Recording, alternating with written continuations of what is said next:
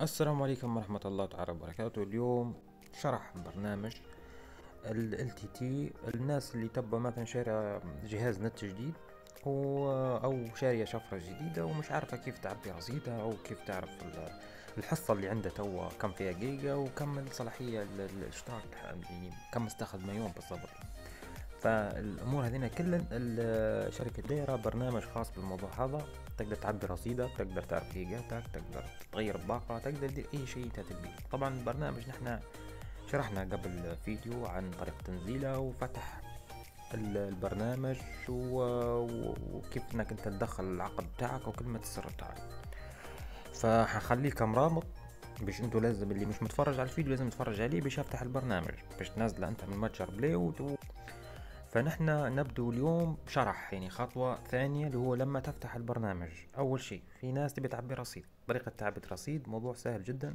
في علامة زي اللوطة تضغط عليها اللي هي هذه، تلقى اللي هي تعبئة رصيد. أول ما تضغط عليها حيحولك طول يقول لك أي حساب أنت أو ممكن عندي كم حساب، ممكن يبقى عندك حساب واحد. وطبعا البرنامج تقدر تفتح به يعني كم حساب ثاني، يعني مش شرط انك تفتح الايميل تاعك بس، ممكن شكل صديقك اخوك تقدر انك تضيف وتعبي له انت، ممكن هو ما يبغاش يفهم فيه او شخص كبير ولا مرة او حاجه. فقلنا نضغط على علامه الزائد هذه وتضغط عليه تعبئة رصيد، فيتعبى عندك رصيد وفيه نظام كود. والاخر شيء اضافه الحساب اللي هو تضيف حساب اخر زي ما نحن تو حكينا.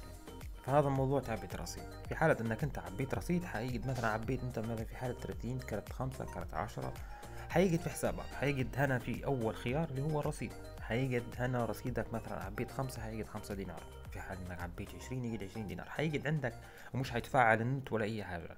مجرد انك انت عبيت رصيد تمشي تفعل الباقة، وعادة لما تاخذ النت جديد حيتفاعل معك الباقة 30 اللي هو يعطوك 30 جيجا، تدفع 35 دينار فيعطوك 30 جيجا بالضبط.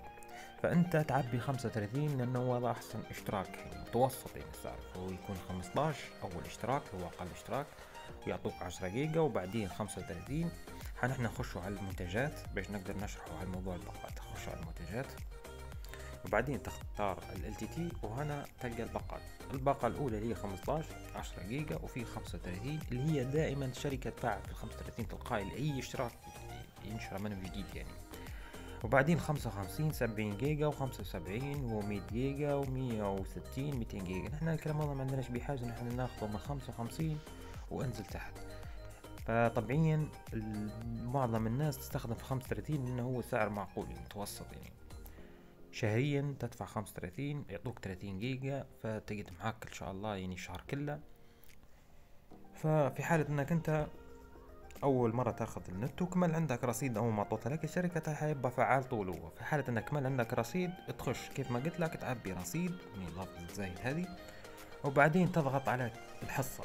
طب الحصة حتكون عندك صفر والتاريخ صلاحية اللي هو مرة تكمل الحصة عندك ومازال في الايام يعني في الشهر مازال فيه يعني، فما تدققش عليها واجد. فاهم شيء تركز على الحصة حتلاقي لها صفر، فتضغط على الحصة حتلقى حاجة اسمها تجديد الباقة. لان انا عندي فوق من جيجا فانا في تجديد باقة.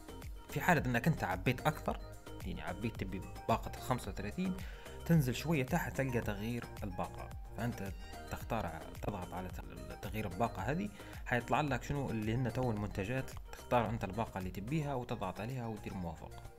تمام. هذا بس يعني موضوع ال LTT وموضوع سهل وفي ناس واجدة ما تعرفش. ان شاء الله يكون الشرح واضح ويا ريت انه كان فيديو هذا استفدتوا منه. درونا لايك واشتراك في القناة ويلا السلام عليكم.